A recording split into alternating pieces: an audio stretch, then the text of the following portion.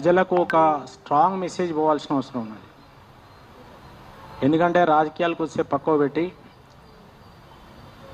ప్రకృతి వైపరీత్యాలు ఏవైతే ఉన్నాయో అవి ప్రభుత్వాన్ని అని అనడం లేదు. కానీ ప్రకృతి వైపరీత్యాలు ఎదుర్కొనే సమయంలో దానికి ఒక కంటింజెన్సీ ప్లాన్ తయారు చేసుకొని క్యాబినెట్ మీటింగ్ పెట్టుకొని నిధులు కేటాయించి ఆ సమస్యను అధిగమించేందుకు ఎట్లా రైతులను ఆదుకోవాలి, ఉన్నంతలో పంటలు మార్పిడి చేసుకొని వ్యవసాయ ఉత్పత్తులు ఎట్లా పెంచుకోవాలి, కరువును ఎట్లా ఎదుర్కోవాలని ఏ రాష్ట్ర ప్రభుత్వానికైనా ఉండాల్సిన అవసరం ఉన్నది. వ్యవసాయము, ఇరిగేషను, విద్యుత్ శాఖ అన్నీ కూడా రాష్ట్ర ప్రభుత్వ పరిధిలోనివి. ఇక మన సబ్జెక్ట్కి వద్దాం. కానీ ఇప్పటి వరకు వ్యవసాయం మీద, కరువు మీద వాళ్ళు సమీక్ష చేసింది లేదు. ఈ ప్రభుత్వం వచ్చిన కాంచి వ్యవసాయ రంగానికి వాళ్ళు గతంలో ఇచ్చినవి కూడా రైతు బంధు సంవత్సరానికి ఒకసారి, 2 సార్లు ఇవ్వాల్సింది సంవత్సరానికి ఒకసారి ఇచ్చుకుంటూ పోతున్నారు. ఈ 3 సంవత్సరాలలో ఫస్ట్ 2024 అసలే ఇవ్వలేదు. 25లో ఒకసారి ఇచ్చిండ్రు, మొన్న 2 ఎకరాలకు ఇచ్చి ఇప్పుడు ఒకసారి మళ్ళీ ఇచ్చిండ్రు ఈ 3 ఏళ్లలో. తర్వాత కొత్తగా వ్యవసాయ ప్రణాళిక చేస్తామన్నది ఏం చేయలేదు. రేవంత్ రెడ్డి గారి మాటలు కనుక ఎన్నికల ముందుగానే మనం తీసుకుంటే ఎన్ని మాటలు మాట్లాడిండ్రో, ఎన్ని చేసిండో అందులో ఒకటి కూడా చేయలేదు. అయితే ఇప్పుడు మన కరువు పరిస్థితులలో కాళేశ్వరం అనేది ఇప్పుడు హాట్ టాపిక్గా నడుస్తున్నది.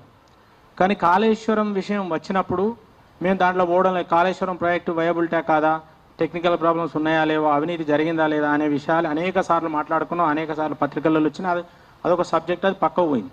కానీ నువ్వు వచ్చినాక ఏం చెప్పినావు? నేను వచ్చినాక కాళేశ్వరం పూర్తి ఎంక్వైరీ చేస్తా అన్నాడు, తర్వాత భూముల మీద ఎంక్వైరీ చేస్తా అన్నాడు, ఇంకా రకరకాల భూముల మీద, ఇంకా రకరకాల అప్పుల మీద, అన్నిటి మీద ఎంక్వైరీ చేసి అవినీతి పనులు చేసిన వాళ్ళను ఏది చెర్లపల్లి జైల్లో డబుల్ బెడ్రూమ్ కట్టి పంపిస్తా అని చెప్పిండు. అట్లా రకరకాల మాటలు చెప్పిండు. ఆయన ఒక్కటి కూడా దాని మీద నిలబడలేదు. ఎందుకు నిలబడలేదు?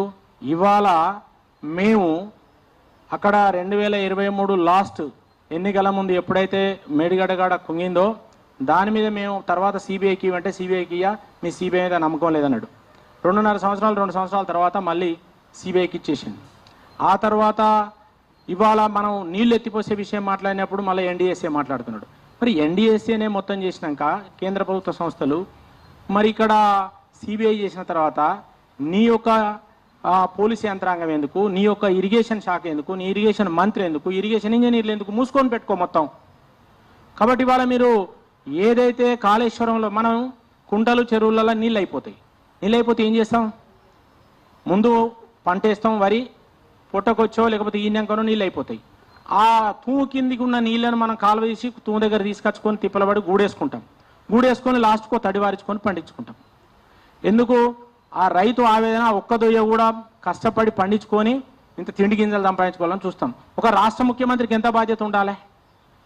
మరి వానలు లేనప్పుడు ప్రాజెక్టు తప్ప పక్క పెడదాం, నీకు ఇవ్వాలి. నేను చెప్తున్నాను, నేను చెప్తలేను, నాకు తెలియదు. ఇంటేక్ వెల్లోకి నీళ్ళు వచ్చినాయిరా బాబు, పంపుల కాడికి నీళ్ళు వచ్చినాయి, అవి ఎత్తిపోసి మనం ఆల్రెడీ ఎక్కడైతే రిజర్వాయర్లు కట్టుకున్నామో, ఎక్కడెక్కడైతే కాలువలు తవ్వుకున్నామో, రిజర్వాయర్లు కట్టుకున్నామో, సబ్స్టేషన్లు చేసుకున్నామో, ఖర్చు పెట్టి చేసుకున్నామో, వాటిని ఉపయోగించి కాస్త కుంటాల చెరువులలో నీళ్లు నింపు, లేదంటే ఆ రిజర్వాయర్లు నింపితే గ్రౌండ్ వాటర్ రీఛార్జ్ అవుతుంది, బోర్లు వేసుకుంటారు, ఆ బోర్లలో నీళ్ళు వస్తే కొద్దిగా నార్లు పోసుకుంటారు, వెనకసీరు వానలు పడ్డా కూడా రైతులకు కొంత ఆసర అవుతుంది అని మేము చెప్తున్నాం. ఇది తప్ప?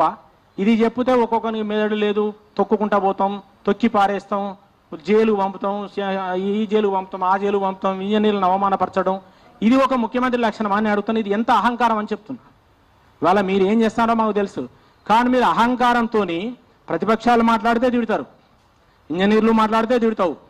ఇవాళ నేను చెప్తున్నా, మిత్రులు చెప్తున్నారు, మీ శాసనసభ్యులే వీడు మా తాడు దింపుతాడు, మమ్మల్ని మళ్ళీ గెలవనీయుడు, మా ఉత్తర తెలంగాణలో మా తాడు దిగినట్టే మేము మళ్ళీ గెలవం అని చెప్పి మంత్రులు, ఎమ్మెల్యేలు ఇవాళ మాట్లాడుకుంటున్నారు. కాంగ్రెస్ ఎమ్మెల్యేలే మాట్లాడుకుంటున్నారు. ఇంజనీర్లు, సైట్ ఇంజనీర్లు భయపడుతున్నారు. రేవంత్ రెడ్డి ఏదంటే అది ఆయనకు వ్యతిరేకంగా చెప్తే ఏమన్నాడు, వాళ్ళు భయపడుతున్నారు. కాబట్టి నువ్వు పరిపాలించే పాలనలో ఇంజనీర్లను విశ్వాసంలోకి తీసుకొని, ఇరిగేషన్ శాఖను విశ్వాసంలో తీసుకొని, మరి ప్రతిపక్షాల మాటలను విశ్వాసం తీసుకొని ప్రజాస్వామ్యంలో ఏది మంచిది చేస్తావా, లేకపోతే దాన్ని మభ్యపెట్టి అసలు గేట్లు ముయ్యకుంటే నీళ్ళు ఎత్తిపోయి, అరే గేట్లు మూసుడు కాదు, గేట్లతో సంబంధం లేదు, బ్యారేజ్తో సంబంధం లేదు, దేంతో సంబంధం లేకుండా ఇంటేకి వెళ్ళ నీళ్ళు వచ్చినాయి, ఆ నీళ్లు పంపల కాడికి వచ్చినాయి, ఎత్తిపోయారని ఆయన అని అందరు చెప్తున్నారు, గోదావరి పోతున్నదని. వాళ్ళు ఏం చెప్తున్నారు ఇప్పుడు?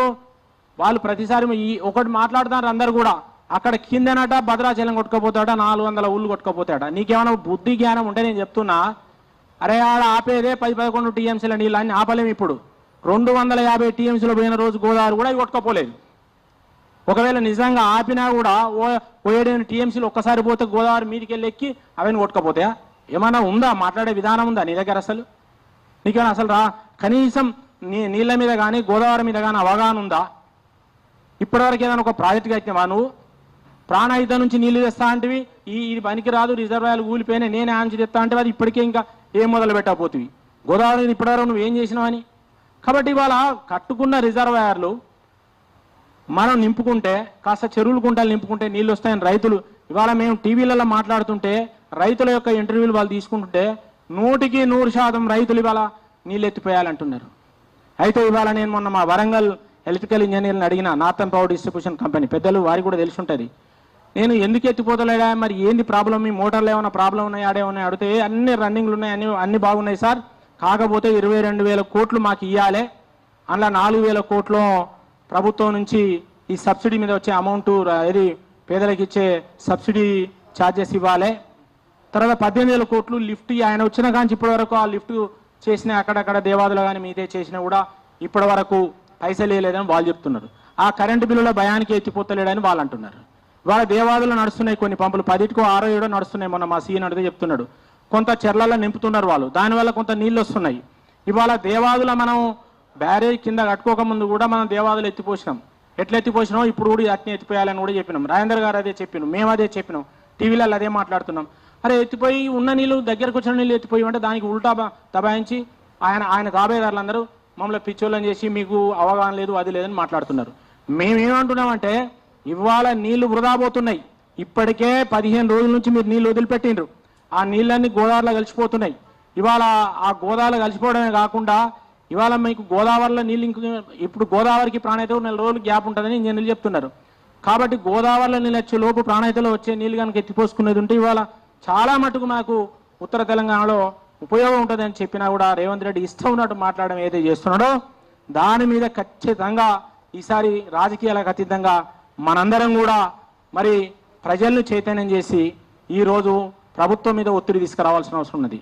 ఎన్డీఎస్ఏకు మేము పోతాం, రాజేందర్ గారు రేపోయిలుండో పోతున్నాడు, పార్లమెంట్ ఉందో చెప్తారు, కానీ ఎన్డీఎస్ఏ బాధ్యత ఏదైతే బ్యారేజ్ ఉందో, ఏదైతే ఆ బ్యారేజ్ ఉందో ఆ డ్యామ్ దాని యొక్క టెక్నికల్ డిజైన్స్ లోపాలు ఏమైనా వాళ్ళు చెప్పిండ్రు, ఆల్రెడీ ఇచ్చిండ్రు.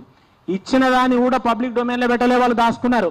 పబ్లిక్ డొమైన్లో ఎందుకు పెట్టలేదు అంటే దాని గురించి మాట్లాడారు, కానీ దాని మీద వాళ్ళు ఇయని కూడా మాట్లాడుతున్నారు.